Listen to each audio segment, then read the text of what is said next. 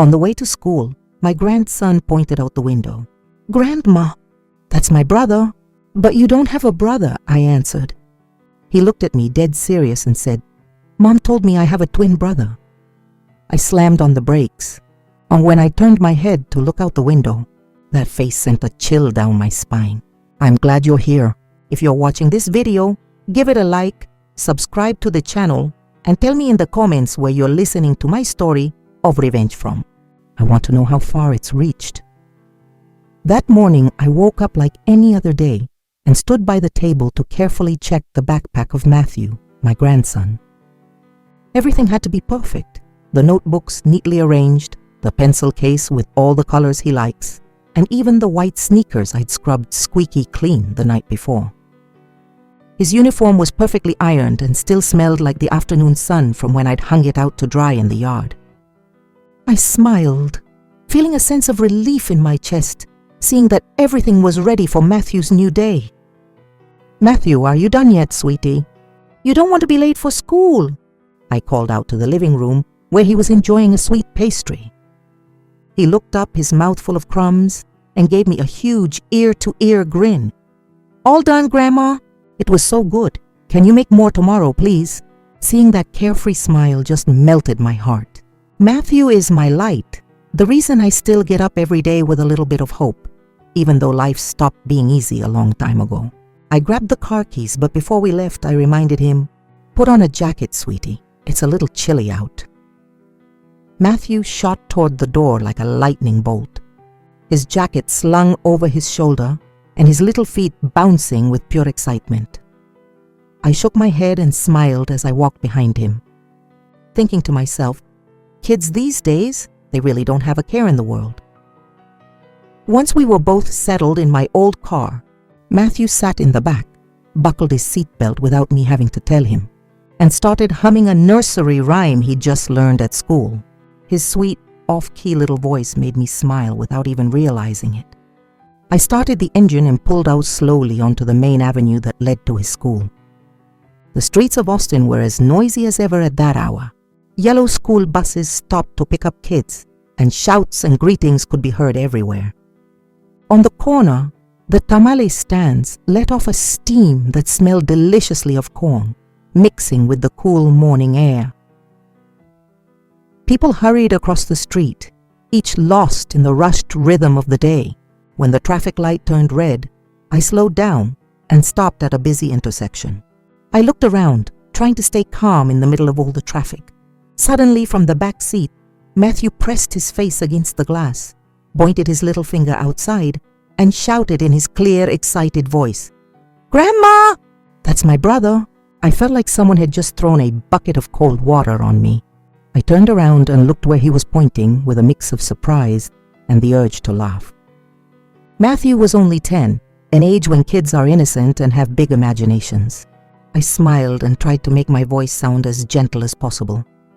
"Matthew, honey, you don't have a brother. You're an only child, remember?" But he tilted his head and looked at me with his clear eyes, answering matter-of-factly, "But my mom says I have a twin brother." His voice sounded so sure, without a hint of doubt, as if it were the most obvious thing in the world. That sentence was like a hammer blow straight to my chest. I felt a pang in my heart, a pain so sharp it took my breath away. Without thinking, I pressed harder on the brake, and the car lurched, making Matthew jolt forward. "Careful, Grandma!" he yelled, but I could barely hear him. My head was spinning, and all the painful memories I had tried to bury for years came flooding back. I turned to look outside through the dusty window, and then I saw him. There he was, standing by the median, rail thin, in old, faded clothes. In his small hands, he was offering a box of gum to the stopped cars, his eyes full of hope. His face was identical to Matthew's, like a portrait, the same thick eyebrows, the same small nose. The only difference was his skin was tanned by the sun, and his cheeks were sunken, as if he'd missed many meals. I held my breath, my eyes glued to him, and then I saw it. Around his neck, shining in the morning sun, was a silver chain with a half-moon charm.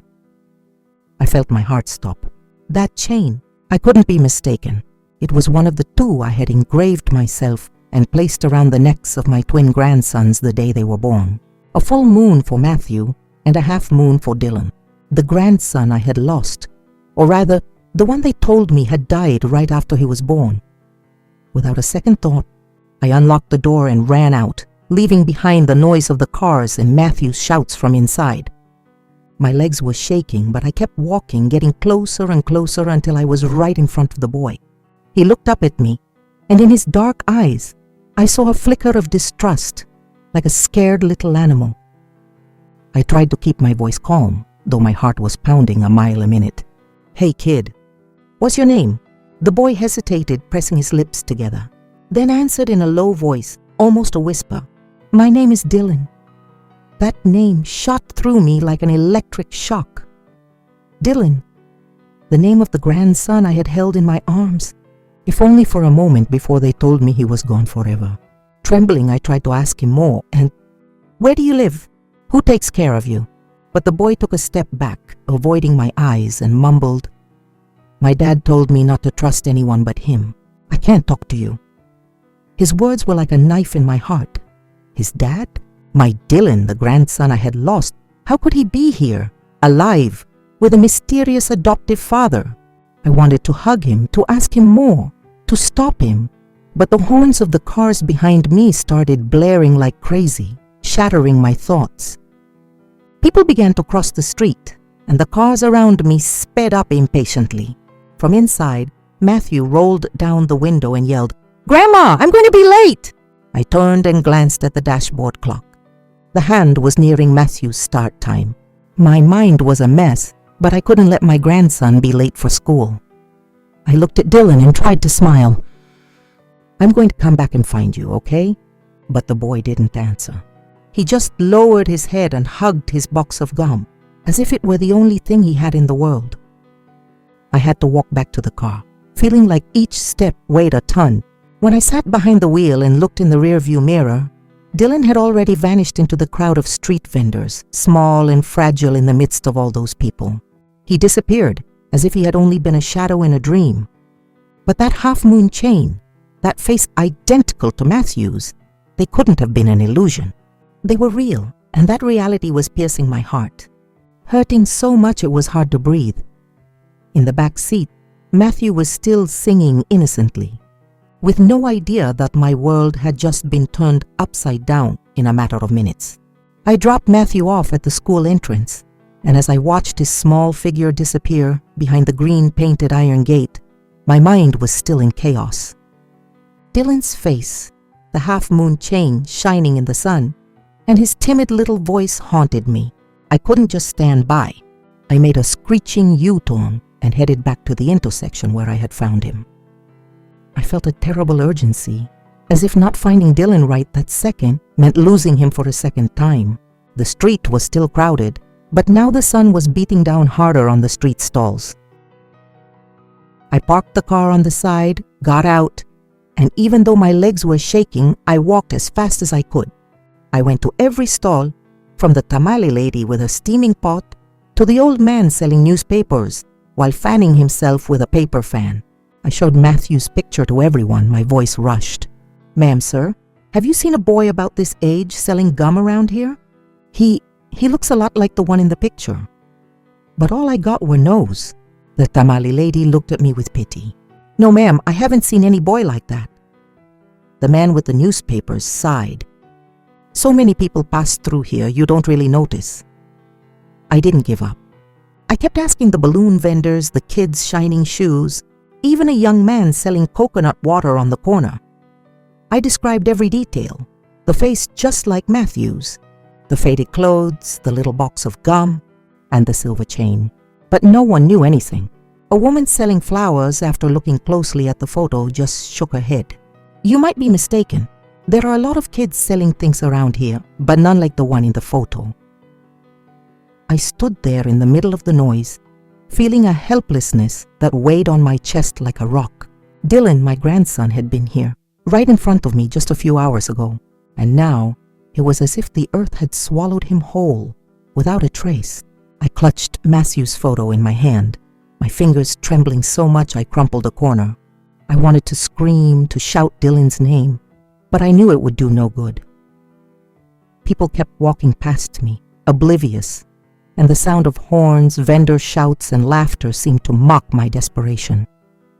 Finally, I dragged my feet back to the car. I sat in the driver's seat but didn't start the engine. I just sat there, my hands on the steering wheel, looking at the now emptier intersection.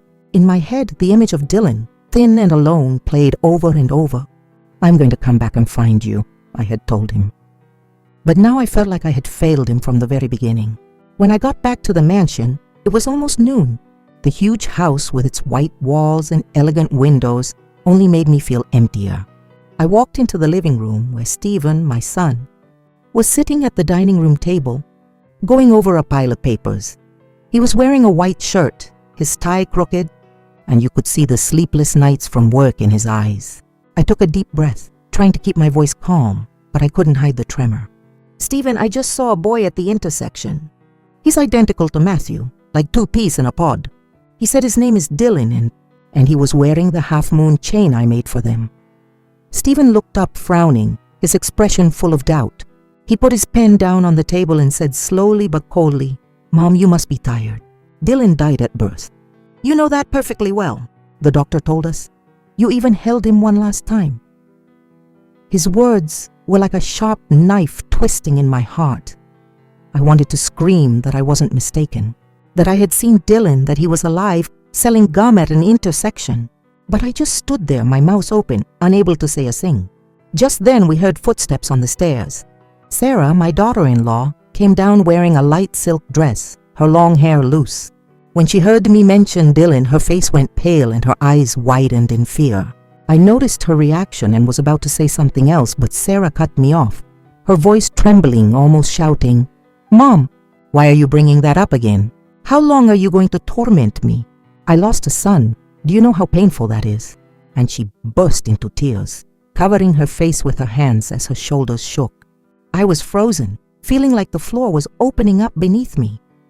Stephen got up and rushed to hug his wife, looking at me reproachfully. "Mom, I'm asking you, please, don't remind her of her pain. Sarah has suffered enough." His voice was low, but every word was like a needle pricking me. I wanted to explain, to tell him every detail, from Dylan's face to the silver chain.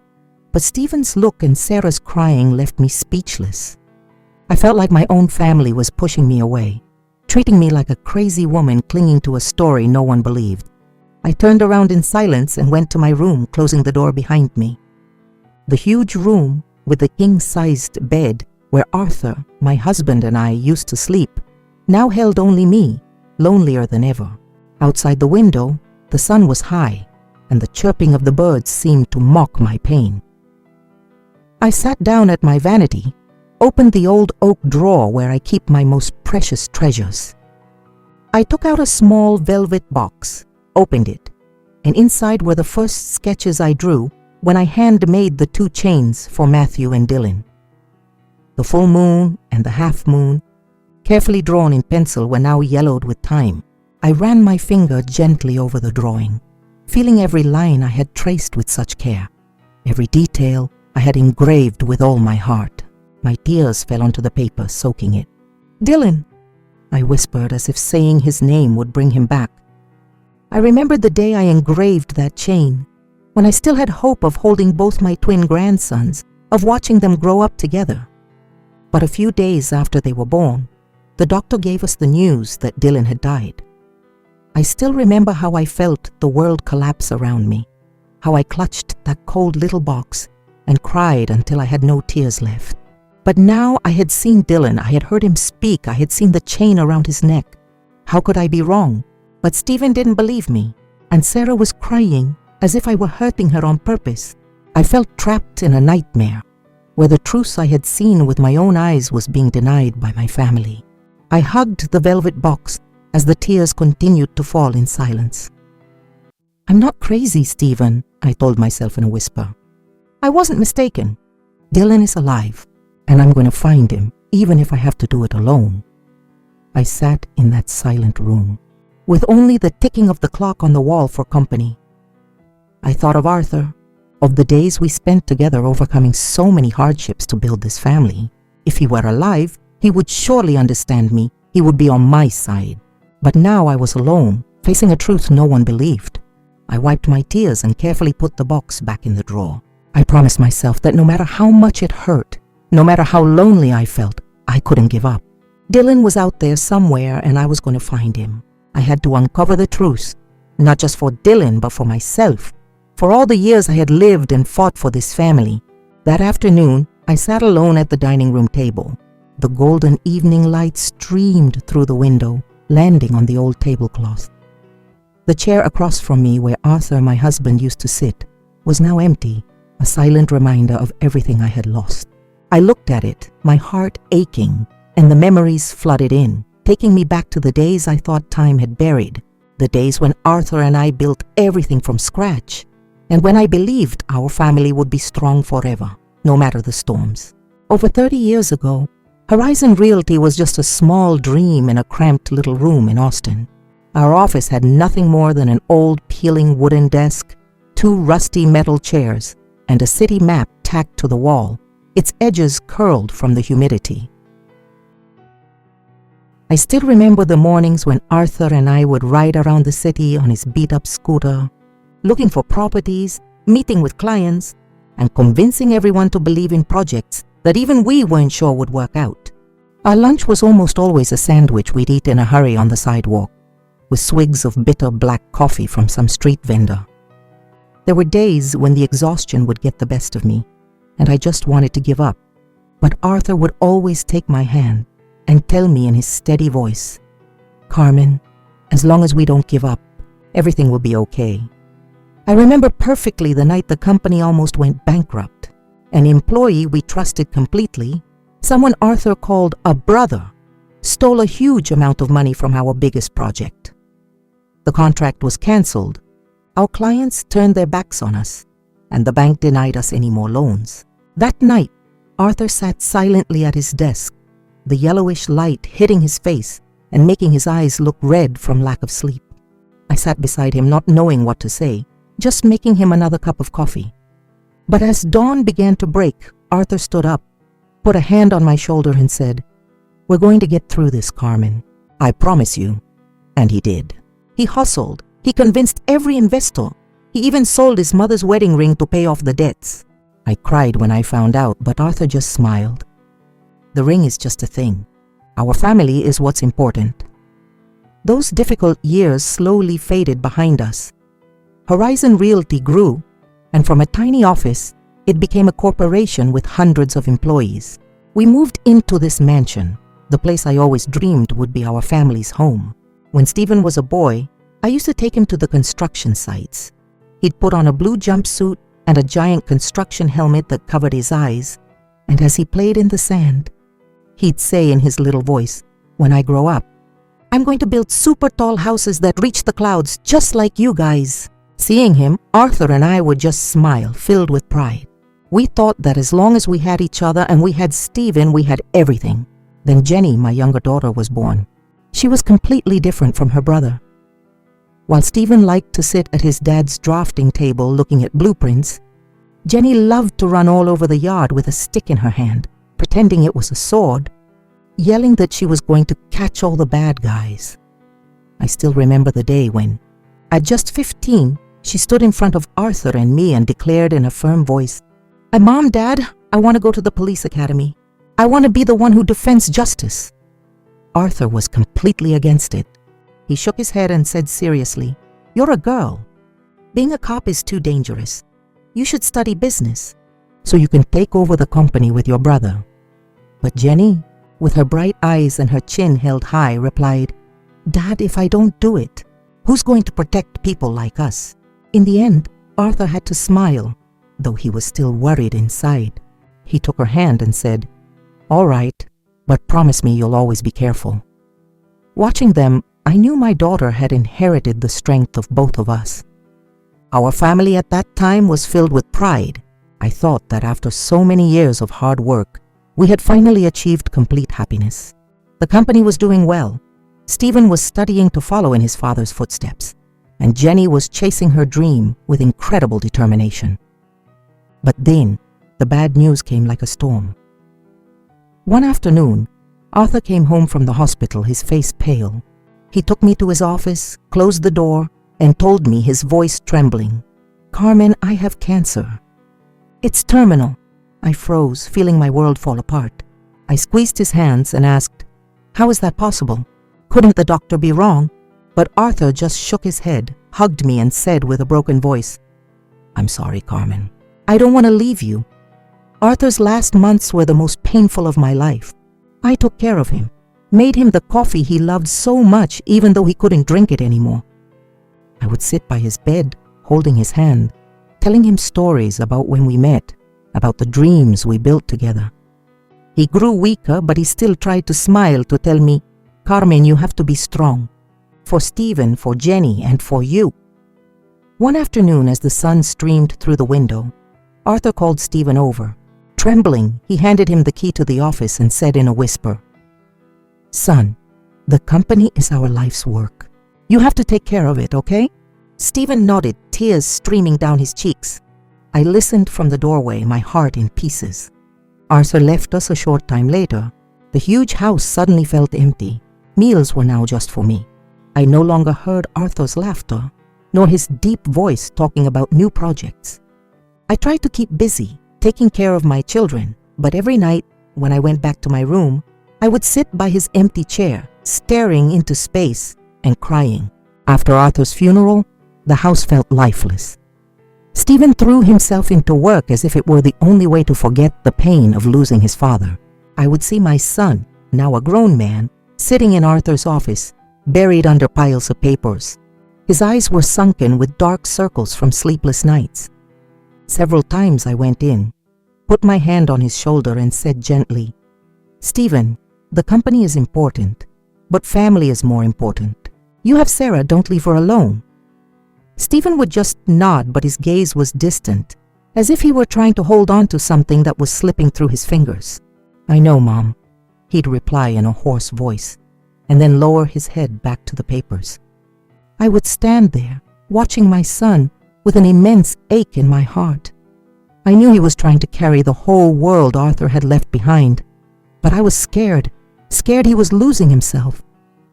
Then one day, like an unexpected ray of sunshine through dark clouds, good news arrived. Sarah came into the kitchen where I was kneading dough for tamales and said quietly, "Mom, I'm pregnant. It's twins." I froze, nearly dropping the bowl. Tears welled up in my eyes, not of sadness, but of joy. "Really, honey?" I asked, my voice trembling. Sarah nodded, her eyes shining, though there was still a hint of worry in them. I hugged her tight, felt her warmth, and in that moment, it was as if I could see light in this house again. "2 grandsons," I whispered. "I'm going to have 2 grandsons. From that day on, I started preparing everything with all my love. I knitted soft yarn blankets, choosing blue and white threads, the colors of the sky and of peace. I repainted the wooden cribs that had been Stephen's and Jenny's, carefully cleaning every corner to make them look new again. Every night, I would sit at my table under the warm light of a lamp and carefully draw sketches for 2 silver chains I wanted to engrave myself. A full moon and a half moon, each with a tiny magnet inside. I smiled, imagining how those 2 chains would attract each other, forming a half moon embracing the full moon, just as my 2 grandsons would always be together. I would tell myself quietly, no matter how dark the night gets, my boys will always find each other. The day Sarah went into labor, the whole house was in chaos. I drove her to the hospital, my hands gripping the steering wheel, trying to stay calm even though my nerves were shot. In the delivery room, I stayed by her side, squeezing her hand, wiping the sweat from her forehead as the contractions grew stronger. "You can do this, honey," I told her with a shaky voice. "Everything's going to be okay." Sarah bit her lip, her eyes closed in pain, but she nodded, squeezing my hand tightly. Finally, we heard the clear cry of a baby, like music that ended all our worries. 2 beautiful boys were born, tiny and fragile in my arms. Trembling, I held each one, placed them on my chest, and felt their faint breathing. Very carefully, I put their chains on them, on Matthew, the smaller one, the full moon, on Dylan, the older one, the half moon. Seeing my 2 grandsons, I thought this was the complete happiness I had always dreamed of. For the first few days, the house was filled with laughter and baby cries. I'd hold Matthew, then Dylan, singing them the lullabies my mother used to sing to me. Stephen, though very busy, tried to come home earlier to hold his sons. Sarah, though still weak, would smile every time she saw them. I thought our family had finally found the light after the dark days without Arthur. Every night I would sit by their cribs, watching my grandsons sleep, and silently thank life for giving me the chance to be a grandmother. But that joy didn't last long.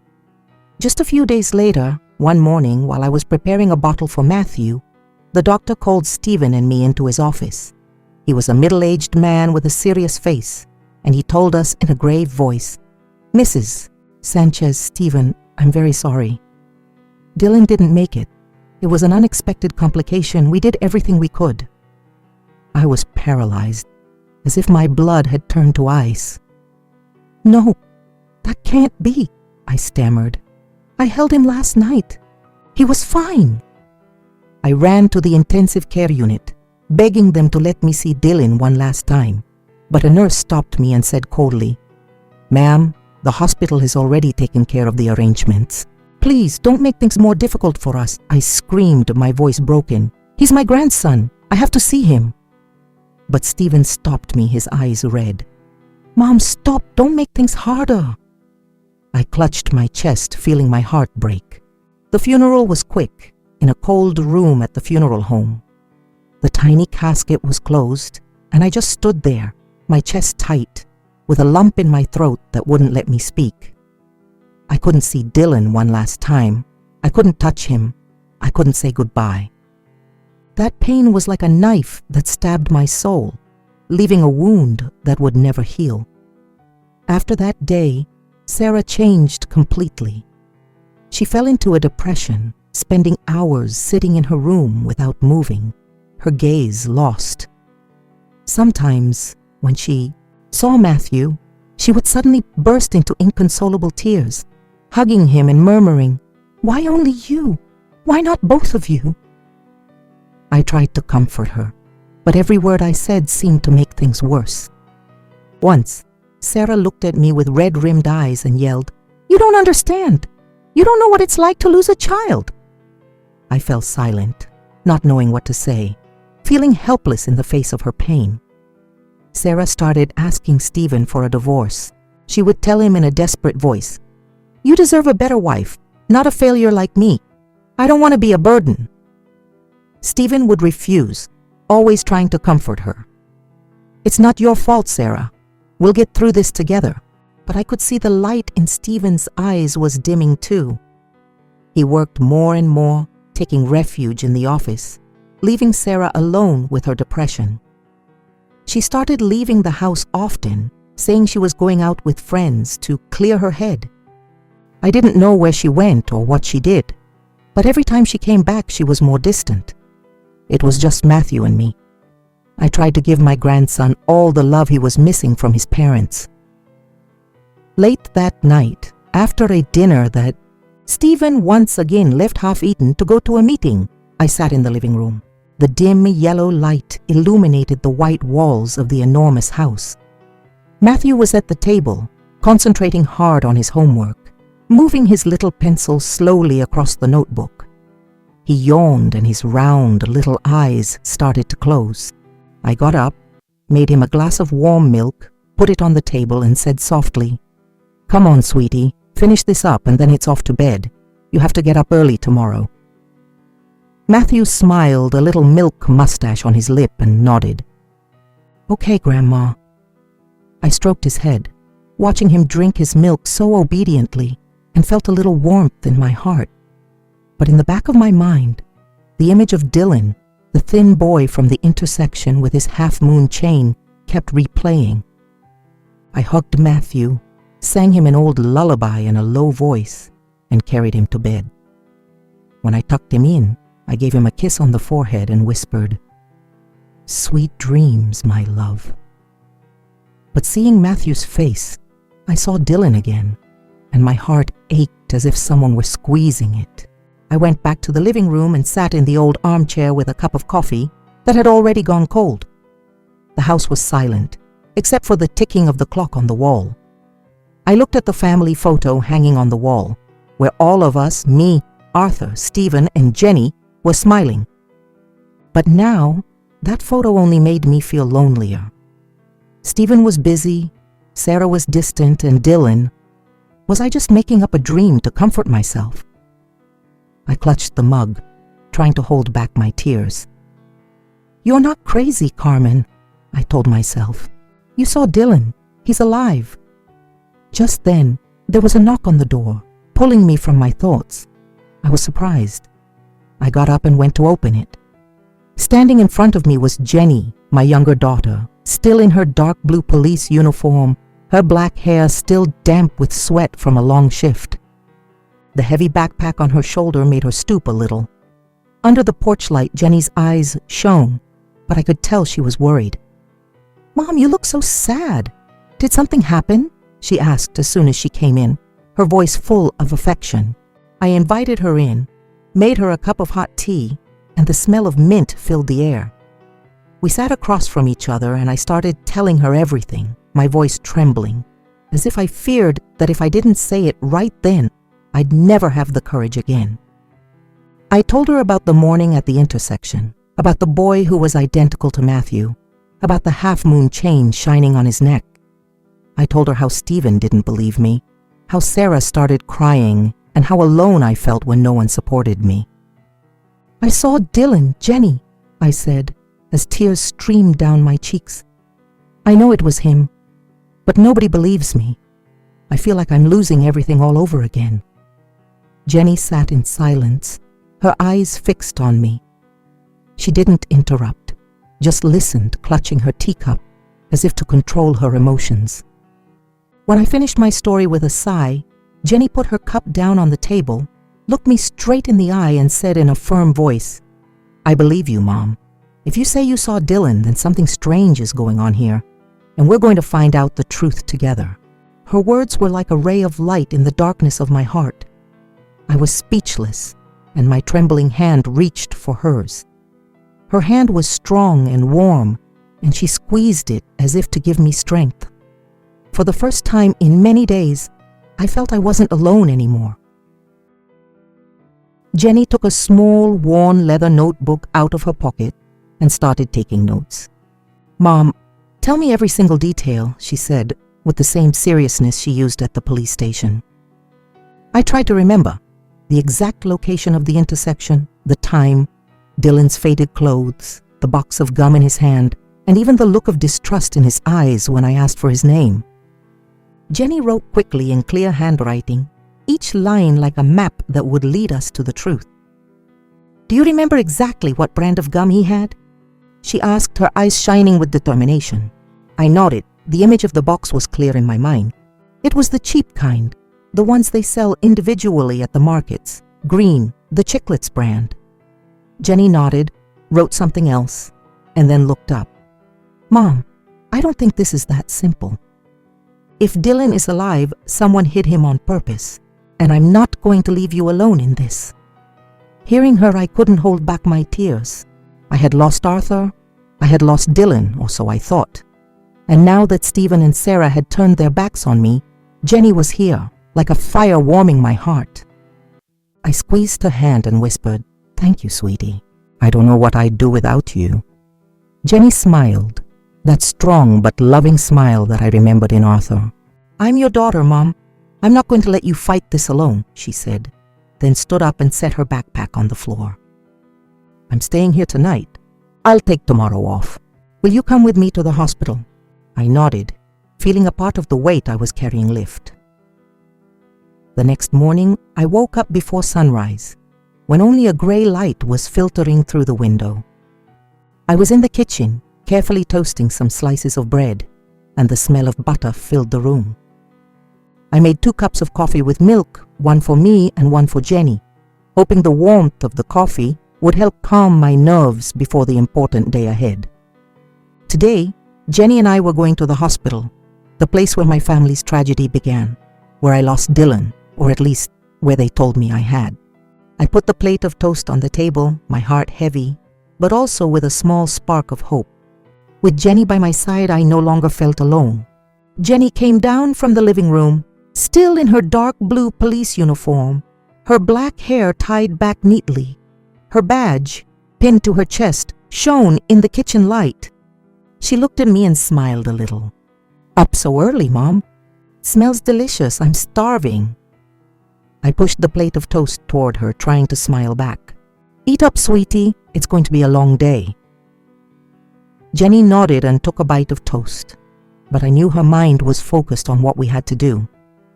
The determination in her eyes reminded me of Arthur, of how he always stayed calm and strong in the face of any problem. I clutched my coffee mug and told myself I had to be strong like Jenny, like Arthur, to face what was waiting for us. We got in the car, me driving and Jenny in the passenger seat, her notebook on her lap. The road to the hospital was so familiar it hurt. 10 years ago, I had driven down this same street, taking Sarah when she went into labor. Today, I was returning not to welcome my 2 grandsons, but to search for the truth about one of them. The hospital hallway was still brightly lit and smelled strongly of disinfectant. The sound of footsteps, nurses' voices, and the squeak of wheelchairs transported me back to that terrible day. I hesitated, my legs feeling heavy, but Jenny didn't. She walked straight to the reception desk, showed her police badge, and said in a clear, firm voice, "I'm Officer Jenny Sanchez. I need to review the medical file for a birth on April 15, 2015, patient Sarah Marquez." The receptionist, a young woman with her hair pulled back, glanced at the badge and then at Jenny, looking a little nervous. "Yes, let me check, but for files that old, I need permission from the administrator," she said, hesitating. I stood behind Jenny, my heart pounding a mile a minute.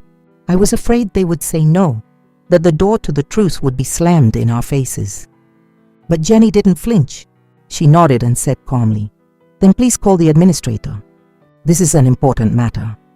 The receptionist nodded and quickly picked up the phone.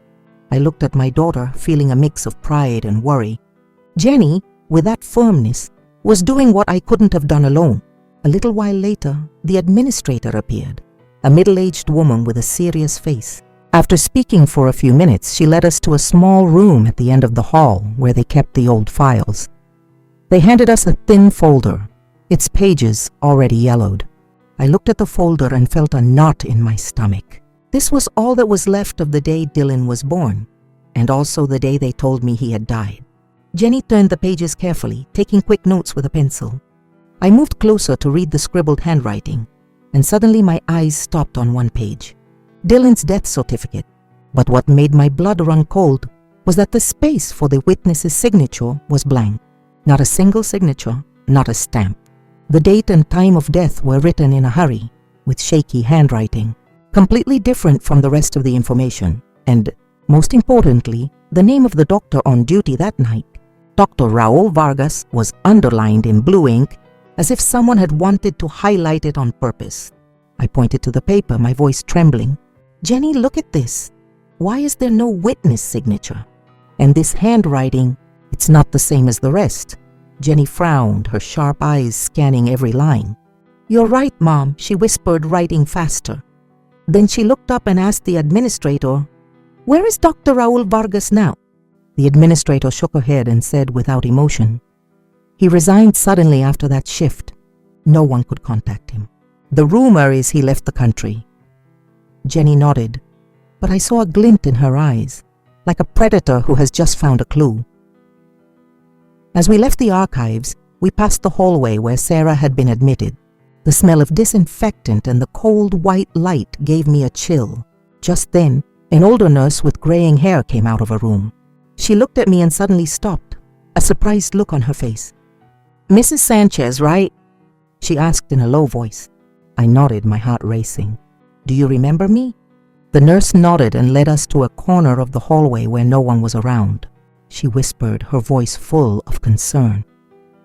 "I still remember that night, when Mrs. Marquez had her twins. It was very strange. Dr. Vargas went into the delivery room and locked the door. He didn't let anyone in, not even us. I stood outside. I heard both babies crying, but then they only brought one out. I felt dizzy, as if the floor was sinking. "What do you mean?" I asked, my voice cracking. The nurse looked around, as if afraid someone would hear her, and continued, "I'm not sure, but I felt something wasn't right. Dr. Vargas didn't let anyone in. And the next morning he said a baby had died. But I never saw the body. I was scared and didn't dare ask any more questions." Jenny immediately took out her notebook, jotted down the nurse's name, Elena, and asked her, "Would you be willing to testify if necessary?" The woman, Elena, hesitated for a moment, then nodded. "If it's for that little boy, yes, I will." Back in the car, Jenny spread all the papers out on the seat and pointed out every strange detail. "Mom, look," she said, her voice resolute. "The death certificate has no signature. The handwriting doesn't match, and Dr. Vargas disappeared right after. This wasn't a simple mistake. This was planned. I'm sure someone altered the records to hide the truth about Dylan." I squeezed my daughter's hand, feeling the strength and determination in her every word. For the first time in so many years, I felt I wasn't alone. "Jenny, I don't know how to thank you," I said, as tears ran down my face. Jenny squeezed my hand back and smiled. "We're family, Mom. I'm not going to let them keep hiding Dylan." Sunday morning, I woke up with an anxiety that wouldn't leave me alone. The sun streamed through the window, lighting up the wooden floor, but my heart felt heavy, as if it were covered by a dark cloud. Today, Jenny and I had decided to go back to the intersection where I found Dylan, that place where the memory of the thin boy with the half-moon chain haunted me every night. I made 2 cups of coffee, trying to keep my hand from shaking as I poured milk for Jenny. "We're going to look for more clues today, right, sweetie?" I asked, trying to sound calm. Jenny, already in her police uniform, nodded, her gaze fixed. "Yes, Mom. I feel like we're close to the truth." Her words were like a small light, but I didn't dare get my hopes up too high. I had already failed once at that intersection, and the fear of losing track of Dylan again made my heart clench. We got in the car, me at the wheel, driving slowly through the familiar streets of Austin. When we reached the intersection, I slowed down, scanning the crowd. The balloon vendors with their colorful bunches, the kids' shining shoes with their dirty hands, and the cotton candy stands were all there, like a portrait of the city's daily life. But Dylan wasn't. I searched every corner, every face, hoping to find those dark eyes and that shining silver chain. But nothing. I felt my spirits sink, as if a part of my hope had been carried away by the wind. Jenny put a hand on my shoulder and said reassuringly, "It's okay, Mom, we'll ask around one by one. If Dylan was here, someone has to know something." She motioned for me to park, and we got out, splitting up. I walked over to the newspaper stand of an old man with white hair and glasses sliding down his nose. I showed him Matthew's photo, trying to speak gently. "Excuse me, sir. Have you seen a boy about 10 years old with a face just like this kid's? He sells gum around here." The old man squinted at the photo and then slowly shook his head. "I don't really remember, Mom. Lots of kids sell things around here. I don't notice all of them." I nodded and thanked him, but my heart felt tight. I continued down the sidewalk and asked the woman at a fruit stand, who was wearing a bright red apron, "Ma'am, have you seen a boy who looks like the one in the photo? He sells gum, wears old clothes, and has a silver chain." She looked at the photo and then shook her head.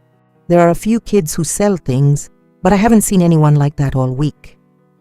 Each answer was like another stab at my fragile hope. I stood there in the middle of the crowd, clutching Matthew's photo, feeling a powerlessness that threatened to swallow me. "Where are you, Dylan?" I wondered, tears welling in my eyes. I had promised him I would find him, but now I felt useless, like a traveler lost in the desert. Just as I was about to give up, Jenny ran over to me and pulled me by the arm toward a tamale stand on the corner. "Mom, come on," she said, her voice full of hope. This lady might know something.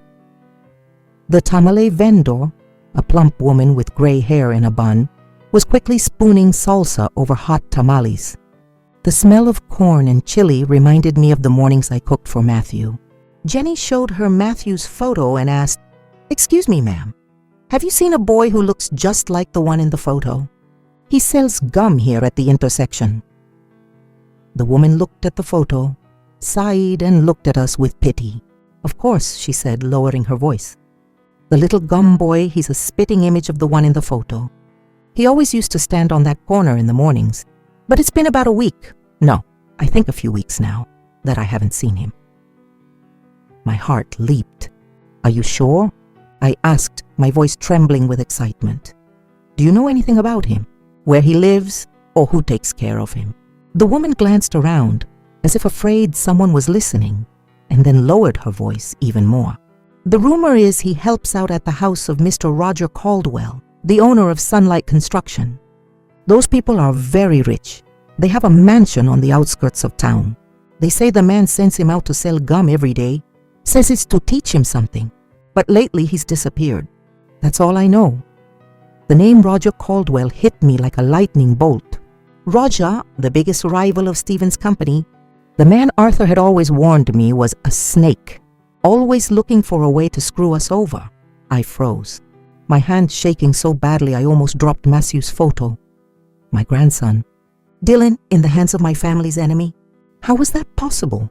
I looked at Jenny and saw her expression had hardened too, not with fear, but with anger. "Ma'am, could I have your phone number?" Jenny asked, her voice calm but sharp. "If you remember anything else, please let me know." The woman nodded, wrote her number on a scrap of paper and gave it to Jenny. "Be careful, young lady," she said quietly. "Mr. Caldwell's house isn't just any place." We left the tamale stand and walked back to the car in silence. I sat in the driver's seat but didn't start the engine. I clutched Matthew's photo so tightly my nails dug into my skin. "Jenny," I whispered, "if Dylan is really with Roger Caldwell, why? Why would he have him?" Jenny placed her hand on mine and said firmly, "I don't know, Mom, but I'm going to find out. Roger Caldwell could be the key. I'm going to look into his record, see if he has any connection to the hospital." I nodded, but inside, fear and rage were growing. Roger Caldwell, the man who had tried to destroy Arthur's company, was now connected to Dylan. Was it all a coincidence, or part of a bigger plan? That same afternoon, Jenny and I couldn't wait any longer. I started the car and drove towards the outskirts of town, where Roger Caldwell's mansion was. The street leading to his house was strangely quiet. 2 rows of tall pine trees cast long shadows, and the sun filtered through the leaves, creating patches of light and dark on the pavement. I drove slowly, trying to calm myself, but with every turn of the wheels, my heart beat faster. A massive, cold, black iron gate appeared before us, covered in security cameras that glinted like soulless eyes. I stopped the car, turned off the engine, but my hands were still gripping the steering wheel, sweating. I turned to Jenny and asked in a shaky voice, "Should we ring, sweetie? Or should we wait?" Jenny frowned, her sharp eyes surveying the entire property. "Mom, hold on a second," she whispered. "I don't like the look of this. We don't know what's in there. We should watch first." I nodded, though I was burning with impatience inside. I wanted to run out, knock on that gate, and demand to see Dylan, but I knew Jenny was right. We couldn't be reckless. I took a deep breath, trying to contain the fear and rage I felt. Just then, the heavy iron gate slowly swung open with a metallic screech that made me jump. A luxury car, black and shiny, glided inside, gleaming under the afternoon sun. Jenny and I quickly ducked behind a bougainvillea bush, my heart pounding like it was going to burst out of my chest. I squeezed Jenny's hand, trying to breathe calmly, but then, as the gate was closing, a familiar figure emerged from the mansion. My heart stopped. It was Sarah, my daughter-in-law. She was on Roger Caldwell's arm, smiling, as if they were a very close couple. Sarah was wearing a bright red silk dress, her hair down, and Roger, in an impeccable gray suit, leaned in to whisper something in her ear. My blood ran cold. Sarah, whom I had loved like a daughter, whose hand I had held in the delivery room, was now on the arm of my family's enemy. I wanted to scream, to run out and confront them, but Jenny squeezed my hand, signaling me to be quiet. We stayed hidden, trying to listen. They stopped at the entrance, and Roger's voice came through, low but sharp. "Are you sure? No one's ever going to believe that stupid old woman. By now that brat Dylan is locked up in the house. No matter how much she looks for him, she won't find him, and whatever she says, no one will listen." Sarah laughed, a high-pitched sound that twisted my gut. "Don't worry," she said, her voice sweet but full of malice. "Stephen is too busy with the company, and she's just a senile old lady. I've made the whole family think she's crazy. They'll never find Dylan." I put my hand to my chest, feeling like I couldn't breathe. Sarah, whom I had loved and comforted, was now talking about me as if I were a fool, and about Dylan, my grandson, as a piece in her game. Roger grunted. "Good, but don't get careless. I don't just want the kid. I want Stephen's company to go under. At the board meeting next week, I'm going to deliver the final blow. Stephen is going to lose everything." Sarah nodded, a glint in her eye. "Leave it to me. I'll keep Stephen distracted so you can do your thing." Then they hugged, a passionate embrace right at the entrance, as if they were celebrating a victory. I was in shock. I brought my hands to my chest and was about to scream, but Jenny pulled me down and whispered, "Mom, stay calm. We need proof." I looked at her and saw that Jenny had already taken out her phone and was recording the whole scene. The small screen lit up, capturing every word, every gesture of Sarah and Roger. I squeezed my daughter's hand as tears streamed down my cheeks. "Jenny, how is this possible?" I whispered, my voice broken. "Sarah, why would she do this to her own family?" Jenny didn't answer, just kept recording, her expression cold but determined. When Sarah got into her luxury car and disappeared among the trees, I collapsed onto the grass, sobbing uncontrollably. "Dylan, my boy, they have him locked up in there," I murmured, feeling all my strength leave me. Jenny helped me up, her voice low but firm. "Mom, we can't let our emotions take over. This video is proof, but we need more to expose them. You have to be strong for Dylan." I nodded, though my heart ached like never before. I clutched Jenny's phone, where the video that could reveal everything was stored. "You're right," I whispered, wiping my tears. I barely slept that night. I lay in my bed, staring at the ceiling, listening to the ticking of the clock in the darkness. As dawn began to break, I heard a noise in the living room. Jenny was already awake, sitting at Arthur's old desk, the blue light of the laptop illuminating her face. She was digging through the personnel files of Sunlight Construction, Roger's company.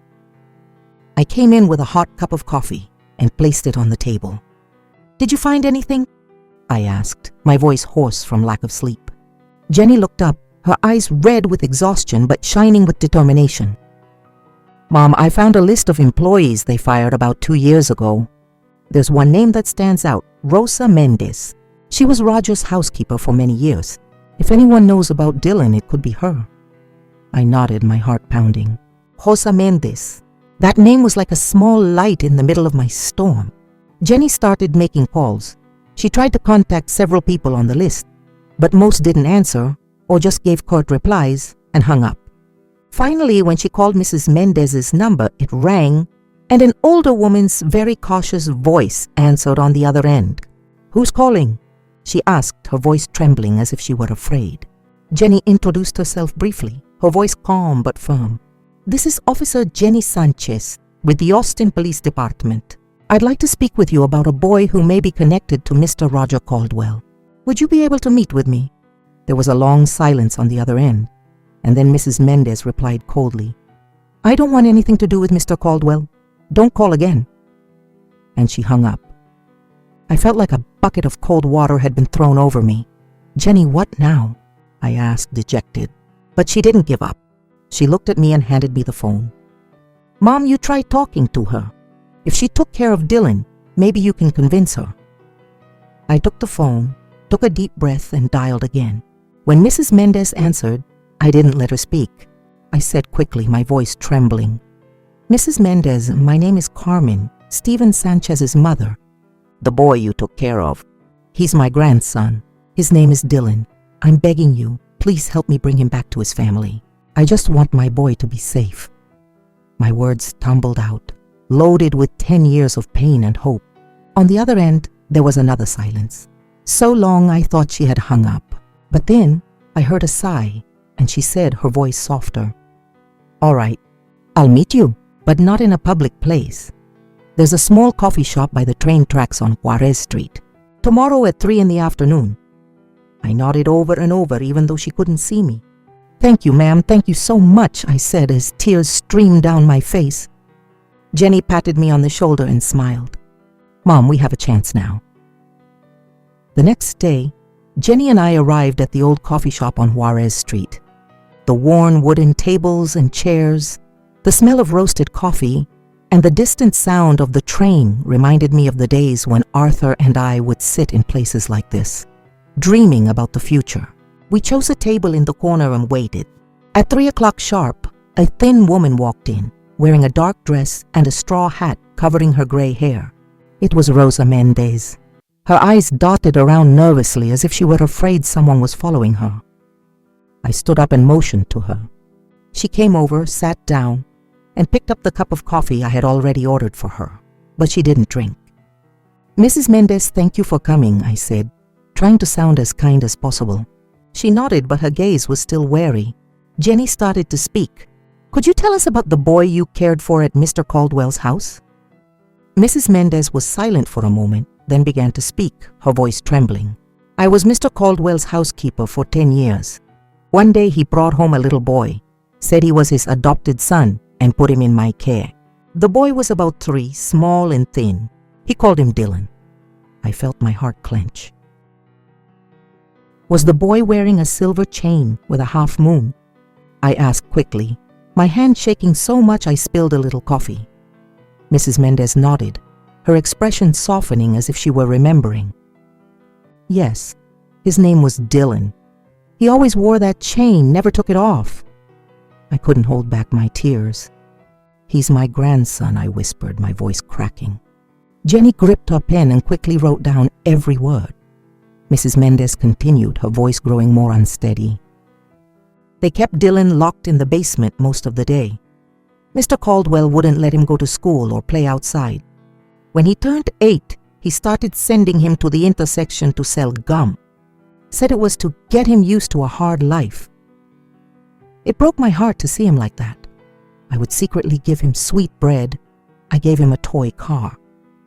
He called me Aunt Rosa." She paused to wipe away a tear. "He was a very good boy, but he was always scared." Jenny asked, her voice sharp, "Why were you fired?" Mrs. Mendez looked around and lowered her voice. "One time I overheard Mr. Caldwell and Miss Sarah planning how to ruin Stephen Sanchez's company. They were talking about using Dylan to pressure him to distract Stephen. I was so scared I wanted to call the police, but Mr. Caldwell found out. He fired me, didn't pay me what he owed, and even accused me of being a thief so no one would believe me." I squeezed Mrs. Mendez's hand and begged her, "Mrs. Mendez, please, you have to testify. Help me save Dylan."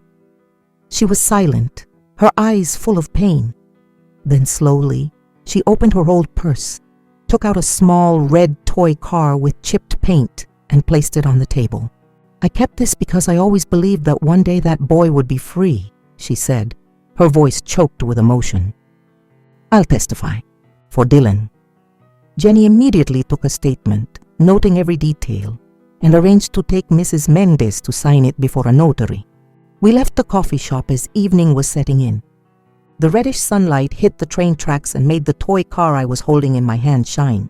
I clutched it tightly, feeling as if I were hugging Dylan himself. "Thank you, Rosa," I said, crying again. "You've given me back my hope." Mrs. Mendez nodded, her gaze tender. "Save that boy, Mrs. Sanchez. He deserves to have a family."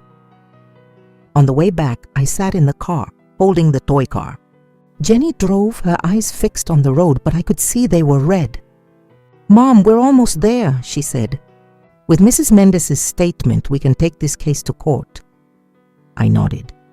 With that little car in my hand and Jenny by my side, I knew I was closer to Dylan than ever before.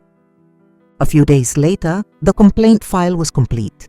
Jenny and I had worked non-stop, carefully arranging every piece of evidence. The strange hospital records, the video Jenny recorded in front of Roger's mansion, the detailed statement from Rosa Mendez, and even the toy car she had saved. A small but meaningful piece of proof. Every night, I would sit at the table reviewing every detail, my heart breaking as I thought about Dylan, about the years he spent locked in the dark. But I wasn't alone anymore. Jenny was always by my side, with the firmness and strength of a police officer, helping me keep faith that the truth would come out. The day of the trial, I walked into the Austin City courthouse with my heart in my throat. Jenny walked beside me in her impeccable uniform, her sharp gaze calming me. Behind us were Stephen and Matthew. Matthew held his father's hand, looking around with curiosity in his clear eyes, while Stephen walked with his head down, his face tense. The press was swarming the entrance, camera flashes blinding us, and reporters murmured like a swarm of bees. I squeezed Jenny's hand, trying to take a deep breath, but I felt like I was suffocating. It was the first time I would face Sarah and Roger since that terrible night, and I didn't know how I would feel looking them in the eye. In the courtroom, Sarah sat at the defendant's table, pale, her eyes swollen from crying. She wore a simple dress, her arrogant demeanor from when she was on Roger's arm now gone. Roger, on the other hand, held his head high, his eyes full of hatred, his gray suit still impeccable as if this were just another business meeting. I looked at him and felt an immense rage. He had stolen Dylan from my family, had turned my grandson into a pawn in his game of revenge.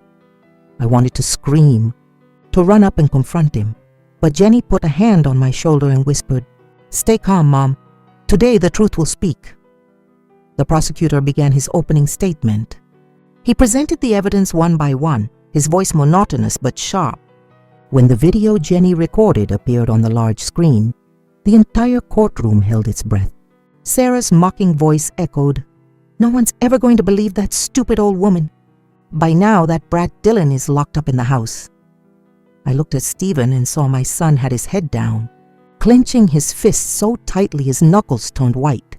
Matthew, sitting next to him, looked at the screen without understanding, and then turned to me to ask quietly, "Grandma, who is Mommy talking about?" I hugged him and whispered, "It's okay, Matthew. I'll explain later." But my heart ached. I didn't know how I would tell my grandson that his own mother had betrayed their entire family. Next, Rosa Mendez was called to the stand. She walked up, thin and frail, her hands shaking but her gaze firm.